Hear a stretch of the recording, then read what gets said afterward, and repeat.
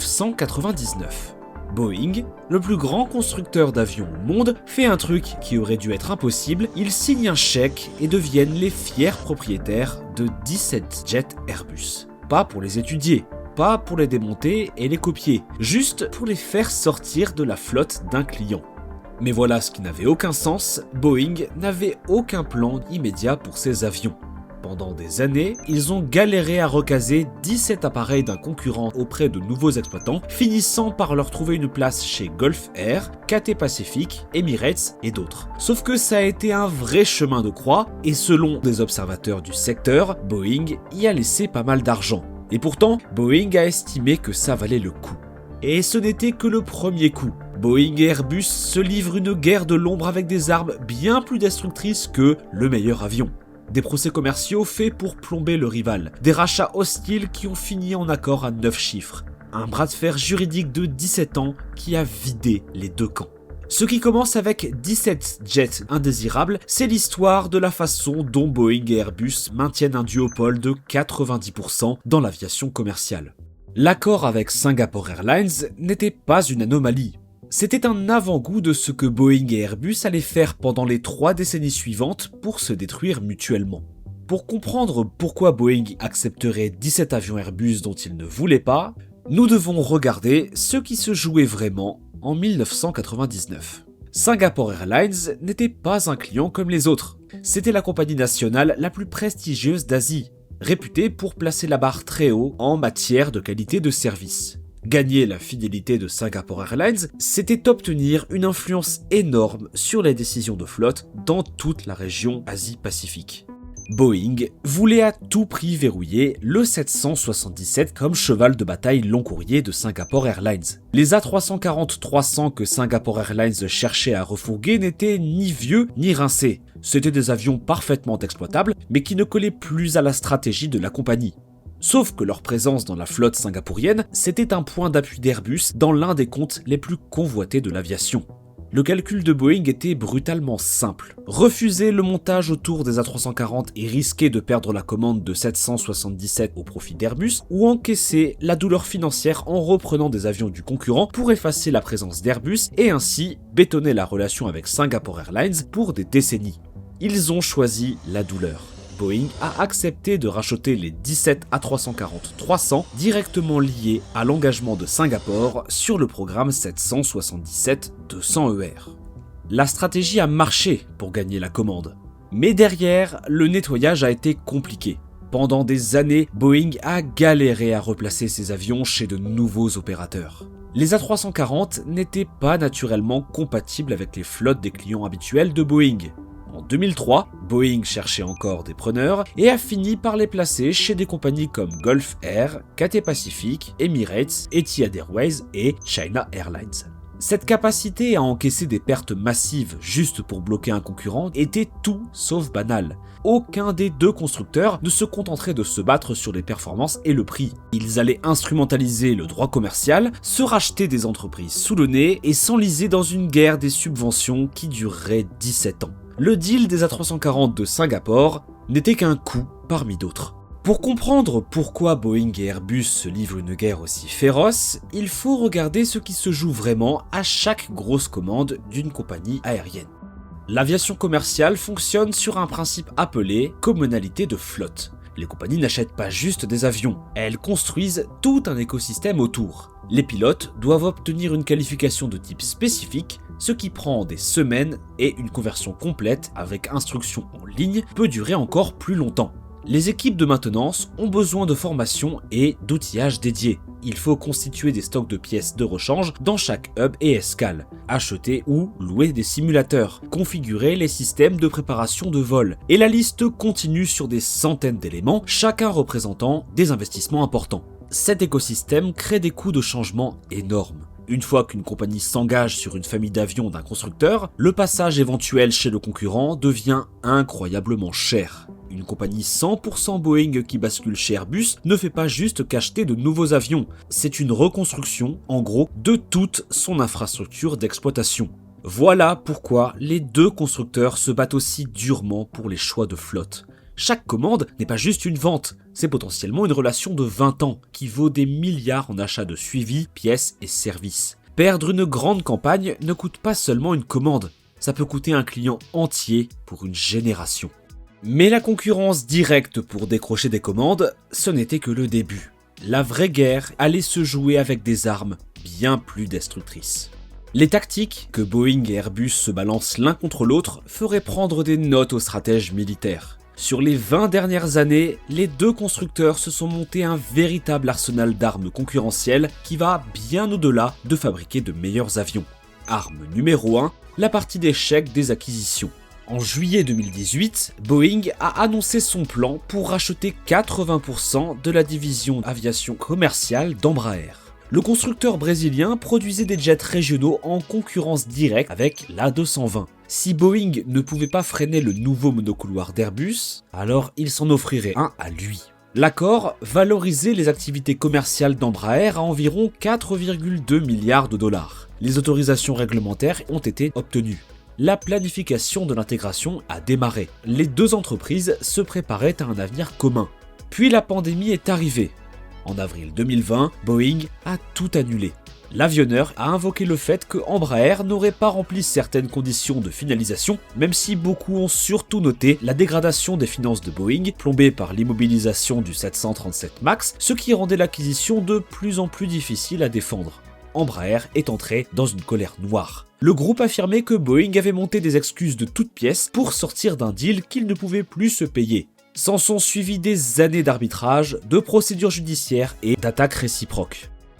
Le dénouement est arrivé en septembre 2024. Boeing a accepté de payer 150 millions de dollars à Embraer pour régler toutes les réclamations liées au partenariat avorté. Boeing a passé des années à poursuivre un contre-mouvement stratégique face à Airbus pour finir par signer un chèque à 9 chiffres pour rien. Pendant ce temps, l'A220 continue de voler chez Delta, JetBlue et d'autres grandes compagnies partout dans le monde.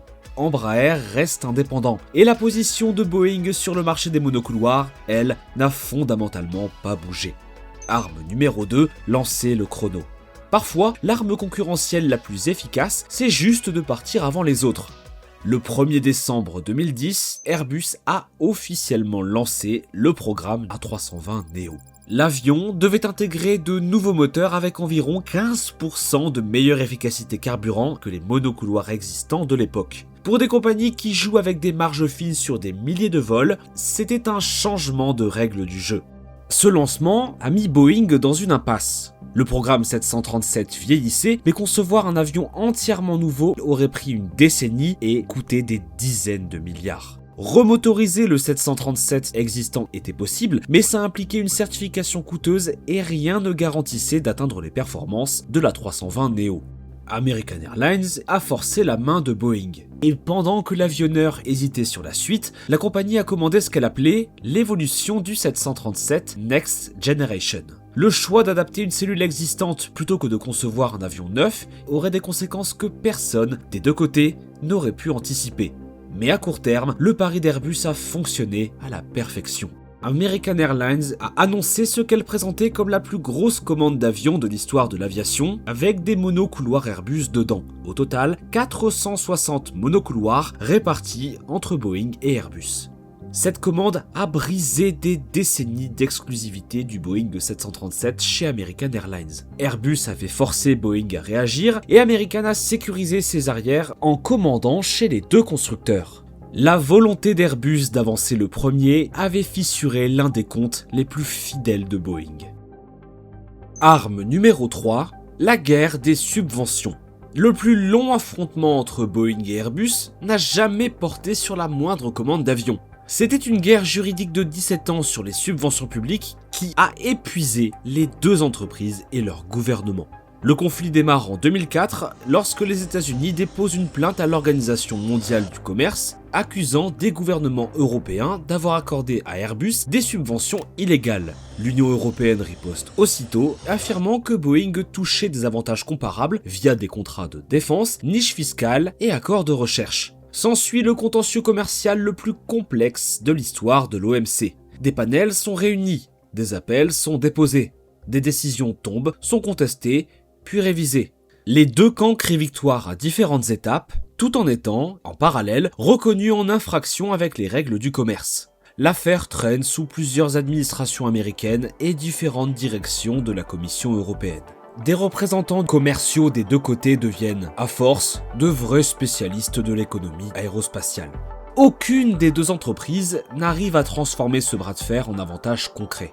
Toutes deux sont reconnues comme ayant reçu un soutien public abusif. Toutes deux obtiennent le droit d'imposer des droits de douane de représailles. Résultat, un enchevêtrement de restrictions commerciales qui pénalisent fournisseurs, compagnies aériennes et consommateurs sans offrir de victoire nette à l'un ou l'autre constructeur.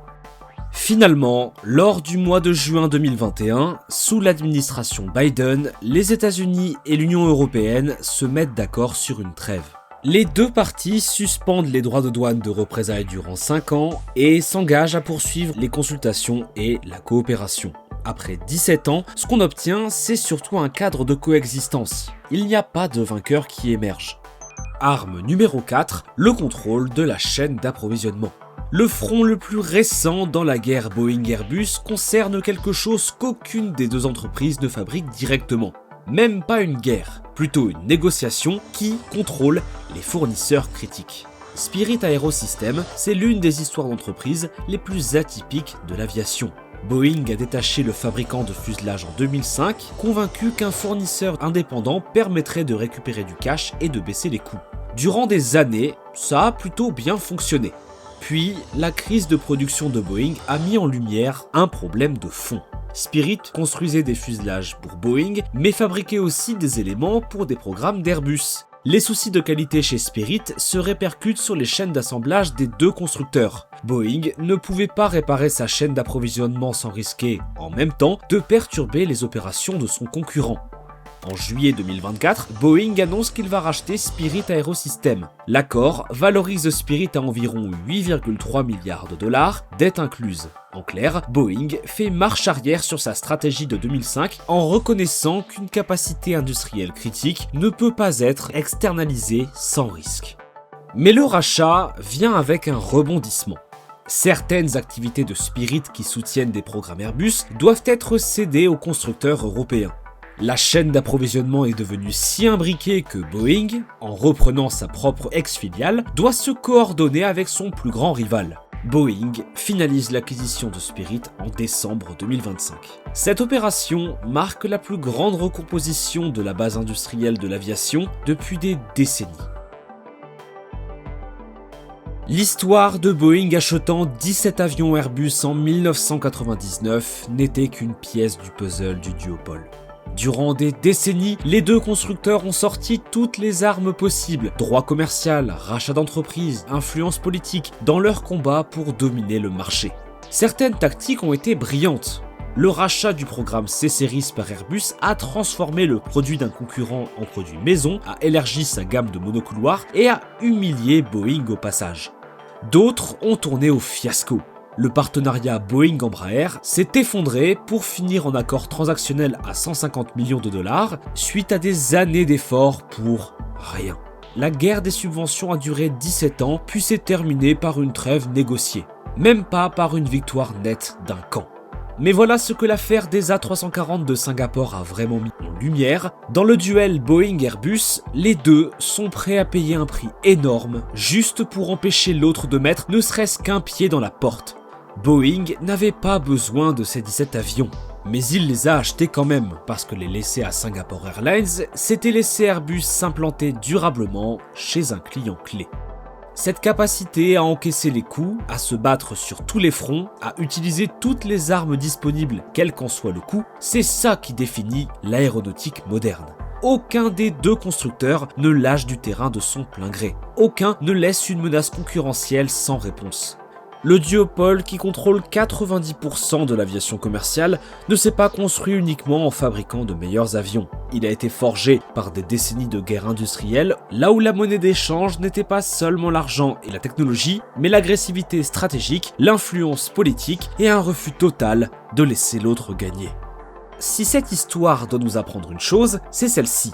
Sous-estimer Boeing ou Airbus, c'est se mettre en danger. Les deux ont montré qu'ils feront tout ce qu'il faut, absorberont toutes les pertes nécessaires et déploieront toutes les tactiques disponibles pour garder leur position. 25 ans après l'achat par Boeing de 17 avions Airbus dont ils ne pouvaient rien faire, la guerre de l'ombre continue. La plus grande ironie, les deux savent qu'une concurrence saine est bonne pour l'industrie, et que sans l'autre, ni Airbus ni Boeing ne seraient là où ils en sont aujourd'hui.